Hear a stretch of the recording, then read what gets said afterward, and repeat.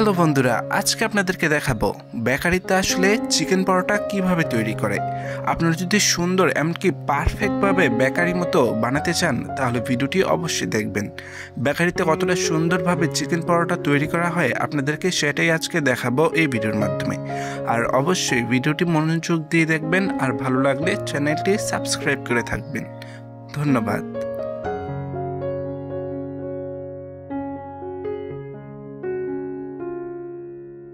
প্রথম আপনারা ময়দার সাথে যেগুলো মিক্স করে নেবেন সেগুলো হলো তেল, ডিম, লবণ। এগুলো ভালোভাবে ময়দার সাথে মিক্স করে প্রায় ঘন্টাখানিকের মতো রেখে দেবেন। ঘন্টাখানিকের মতো রেখে দেওয়ার পর ম্যারিনেট করে তারপর ময়দাটা অনেক সফট হয়ে আসবে। আর ময়দাটা সফট হয়ে আসার পরেই আপনারা বেলুন দিয়ে সুন্দরভাবে এভাবে গোল গোল করে নেওয়ার পর এগুলো নিয়ে বেলুন দিয়ে সুন্দর করে ছোট ছোট করে বেলে ছোট ছোট রুটির মতো তৈরি করে নেবেন।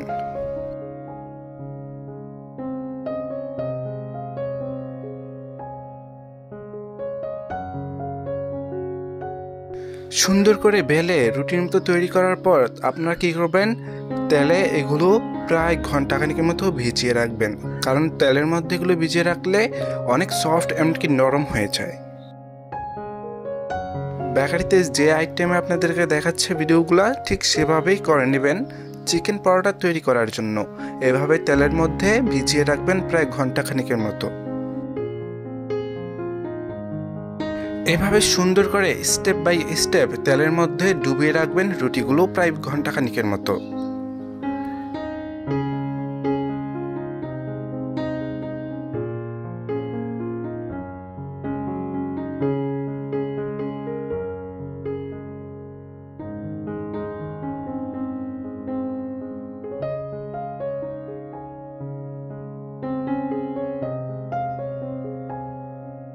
আপনারা দেখছেন কত সুন্দরভাবে সাজিয়ে রেখেছে তেলের মধ্যে রুটিগুলো ডুবিয়ে, কত সুন্দরভাবে ডুবে আছে তেলের মধ্যে রুটিগুলো, তেলে চপচপ হয়ে আছে রুটিগুলো।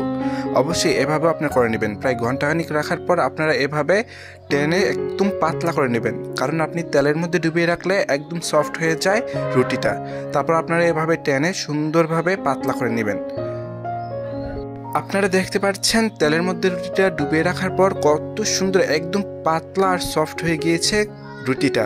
তারপরে রুটিটা এভাবে আপনারা ভাজিয়ে এটার মধ্যে ডিম যেগুলো আছে চিকেন, সেই চিকেনগুলা দিয়ে দিবেন এটার মধ্যে।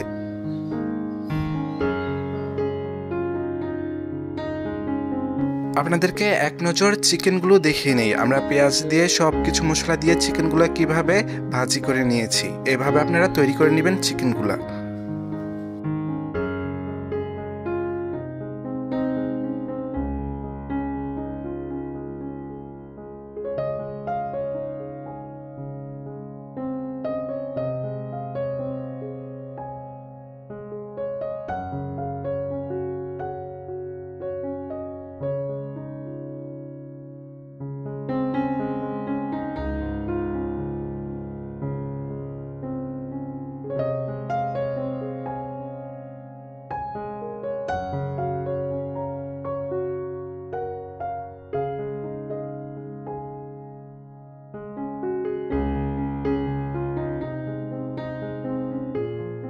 আপনারা দেখতে পাচ্ছেন আমরা ডিশের মধ্যে চিকেন পরোটাগুলো কিভাবে সাজিয়ে নিয়েছি। কত সুন্দরভাবে সাজিয়ে রেখেছি চিকেন পরোটাগুলো ডিশের মধ্যে।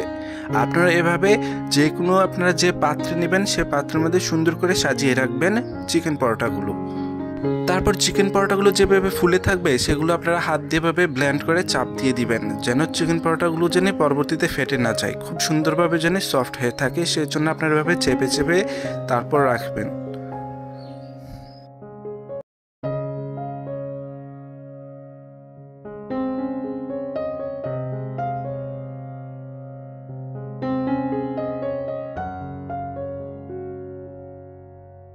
এবার আমরা 20 মিনিটের মতো ওভেনে চিকেন পরোটাগুলো দিয়ে দিব।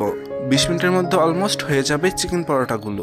আপনারা দেখতে পাচ্ছেন আমরা কিভাবে সাজিয়ে সুন্দরভাবে স্টেপ বাই স্টেপ চিকেন পরোটাগুলো দিয়ে দিচ্ছি ওভেনের ভিতরে।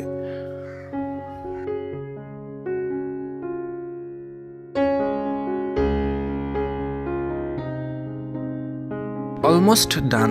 চিকেন পরোটা গরম গরম হয়ে গিয়েছে। আপনারা দেখতে পাচ্ছেন আমরা 20 মিনিট পর ওভেন থেকে গরম গরম চিকেন পরোটাগুলো বের করে নিয়েছি। এমনকি খুব সুন্দর দেখাচ্ছে চিকেন পরোটাগুলো। আপনারা দেখেই বুঝতে পারছেন কতটা সুন্দর হয়েছে চিকেন পরোটাগুলো।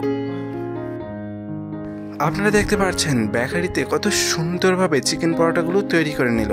আপনারা যদি এভাবে সুন্দর এমনকি চমৎকারভাবে তৈরি করতে চান তাহলে অবশ্যই ভিডিওতে যেভাবে দেখেছেন ঠিক সেভাবে বাসা বাড়িতে বানানোর চেষ্টা করবেন। গরম গরম চিকেন পরোটাগুলো ওভেন থেকে নামানোর পর আপনারা এর মাঝে ঘি দিয়ে দেবেন, কারণ ঘি দিয়ে দিলে চিকেন পরোটাগুলো অনেক সুন্দর দেখা যায়, এমনকি অনেক সুস্বাদু হয়। চিকেন পরোটাগুলোর সাথে ঘি দিয়ে দিলে আপনি কি করবেন, ঘিগুলা পরোটার সাথে খুব সুন্দরভাবে সফটলি মিশে যাবে।